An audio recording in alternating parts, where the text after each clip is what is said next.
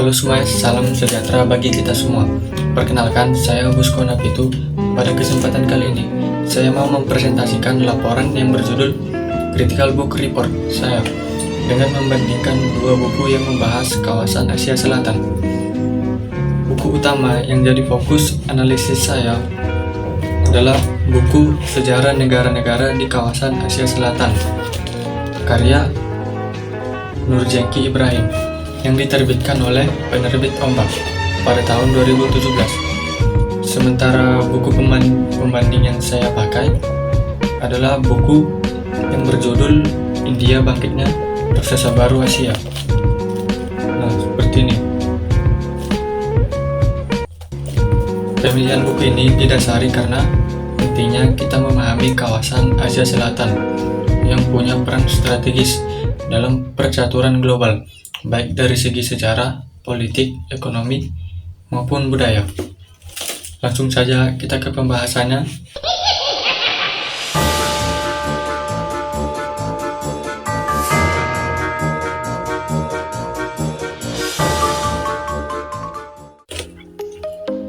Buku Sejarah Negara-Negara di Kawasan Asia Selatan karya Nurjengki Ibrahim ini merupakan karya yang cukup komprehensif lah. Buku ini terdiri dari 10 bab dengan sistematika yang jelas. Isinya membahas 7 negara di kawasan Asia Selatan, yaitu India, Pakistan, Bangladesh, Sri Lanka, Nepal, Maladewa, dan Bhutan. Kalau kita lihat dari struktur dan organisasinya, bab 1 buku ini berisi pendahuluan yang menjelaskan latar belakang, tujuan, manfaat, ruang lingkup, dan petunjuk penggunaan buku. Bab 2 mengangkat tema memahami sekitar India dan Buddha serta Islam di Asia Selatan dengan pembahasan yang mendalam tentang perkembangan keagamaan dan kebudayaan. Lalu bab 3 sama bab 10 masing-masing membahas sejarah ketujuh negara yang tadi dengan pendekatan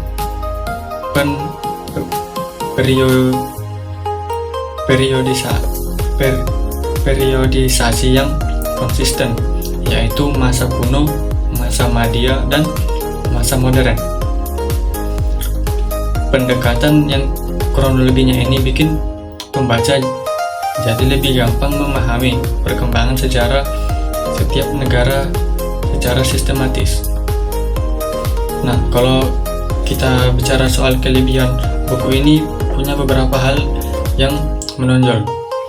Pertama, cakupan wilayahnya luas dan komprehensif.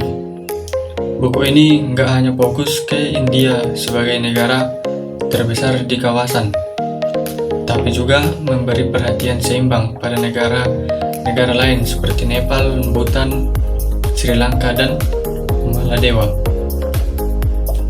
Dan yang kedua, sistematika penulisannya jelas dan terstruktur. Pembagian periode sejarah menjadi 3 masa kuno, Madya, dan modern, memudahkan pembaca mengikuti alur perkembangan sejarah masing-masing negara. Dan yang ketiga, bahasa yang dipakai juga jelas dan gampang dipahami. Padahal topik yang dibahas cukup kompleks, tapi penulis bisa menjelaskannya dengan cara yang ringan dan tidak akademis. Jadi buku ini bisa diakses oleh berbagai kalangan, mulai dari mahasiswa sampai masyarakat umum. Dan yang keempat, materi yang disajikan lengkap, nggak cuma soal politik, tapi juga mencakup perkembangan agama, kebudayaan, dan sosial ekonomi di kawasan Asia Selatan. Semua aspek itu dirangkai dengan rapi, jadi pembaca bisa tahu gambaran besar tentang dinamika kawasan ini secara menyeluruh.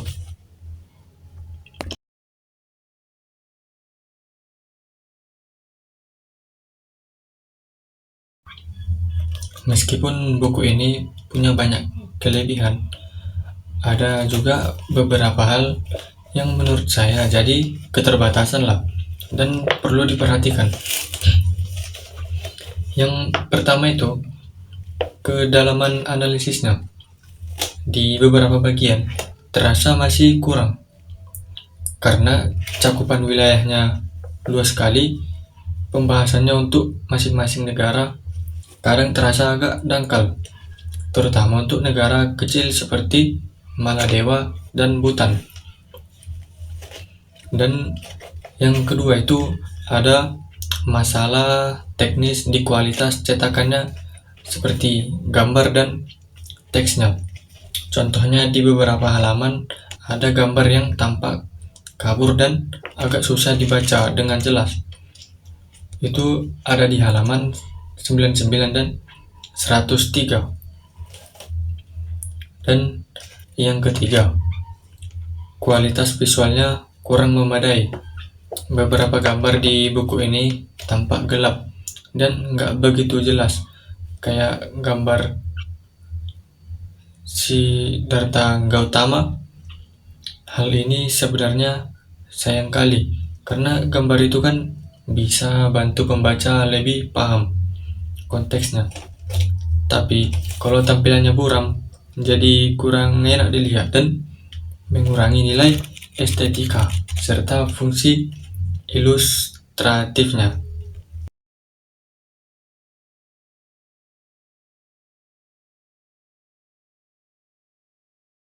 Di sini saya akan menganalisis buku pembandingnya yang berjudul India Bangkitnya Raksasa Baru Asia. Buku ini menawarkan sudut pandang yang berbeda lah, dengan fokus khusus pada perkembangan India modern. Buku ini lebih menitik beratkan pada aspek kontemporer, terutama di bidang ekonomi, teknologi, dan industri. Kalau kita lihat dari sisi kelebihannya, ada beberapa yang menonjol. Pertama, buku ini punya analisis yang mendalam tentang bagaimana India berubah dari negara berkembang menjadi kekuatan ekonomi global. Penulisnya menjelaskan dengan detail faktor apa yang mendorong pertumbuhan ekonomi India, termasuk juga perkembangan di sektor teknologi informasi. Dan yang kedua, tema yang dibahas juga relevan dengan isu-isu masa kini, misalnya pembahasan tentang industri film Bollywood yang yang terkenal di India. Perkembangan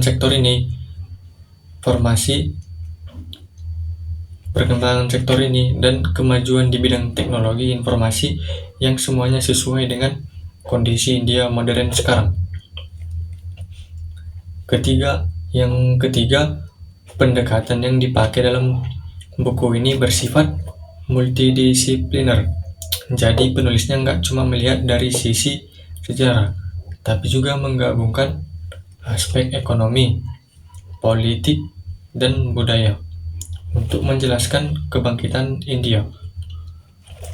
Nah, kalau bicara soal keterbatasannya, ada juga beberapa hal yang bisa dicatat. Yang pertama itu, ruang lingkupnya sempit karena cuma berfokus pada India saja, tanpa memberikan konteks regional yang cukup soal hubungan India dengan negara-negara lain di kawasan Asia Selatan. Dan yang kedua, buku ini kurang punya perspektif historis yang kuat. Penulisnya lebih menonjolkan perkembangan masa kini, jadi fondasi sejarahnya terasa agak lemah.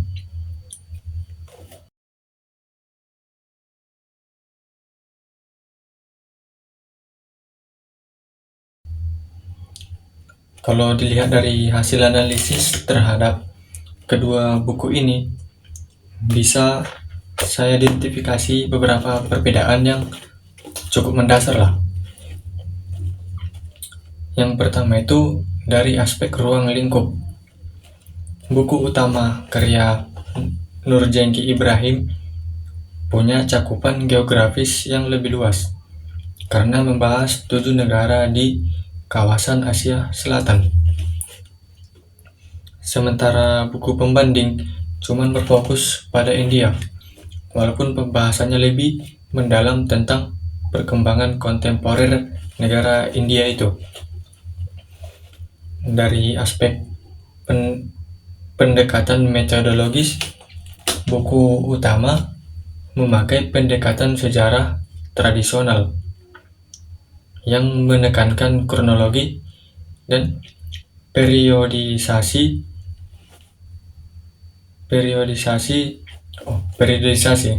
sedangkan buku pembanding menggunakan pendekatan tematik dengan fokus pada isu-isu kontemporer tertentu. Dari aspek kedalaman analisis, buku utama memberikan gambaran umum yang komprehensif tentang seluruh kawasan, sementara buku pembanding justru memberikan analisis yang mendalam, tapi hanya aspek-aspek tertentu dari satu negara saja, yaitu India. Dari aspek relevansi akademik, buku utama cocok untuk pembaca yang ingin memahami kawasan Asia Selatan secara menyeluruh dari sisi sejarah. Sedangkan buku pembanding lebih pas untuk pembaca yang tertarik dengan perkembangan ekonomi dan isu-isu modern India. Jadi, kalau disimpulkan, kedua buku ini punya keunggulan masing-masing lah. Buku Nurjengki Ibrahim ini kuat di konteks historis dan luas cakupannya. Sementara buku pembanding yang saya pakai unggul di kedalaman analisis dan relevansi masa kini.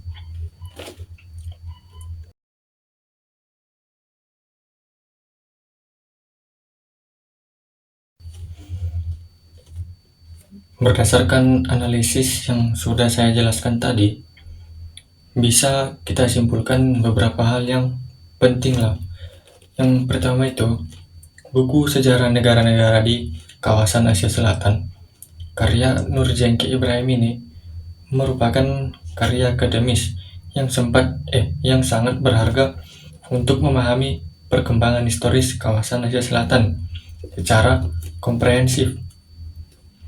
Dan yang kedua, walaupun ada beberapa kekurangan teknis seperti cetakan dan kualitas gambar, buku ini tetap berhasil menyajikan materi yang kompleks dengan cara yang mudah dipahami dan sistematika yang rapi.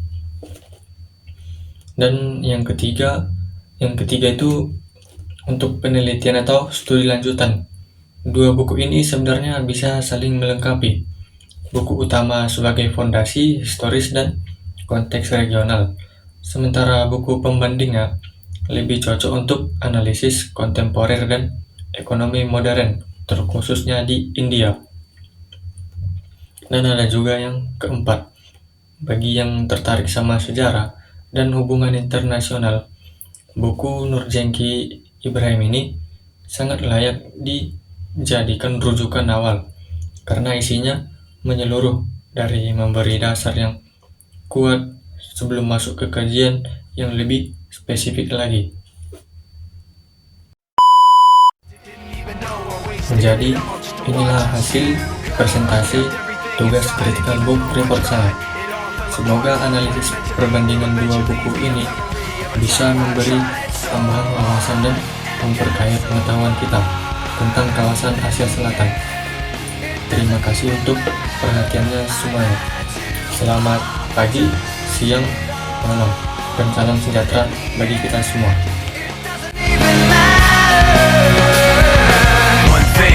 I don't know why, it doesn't even matter how hard you try. Keep that in mind, I designed this rhyme to remind myself how I tried so hard. In spite of the way you were mocking me, acting like I was was part of your property. Remembering all the times you fought with me, I'm surprised it got so. Things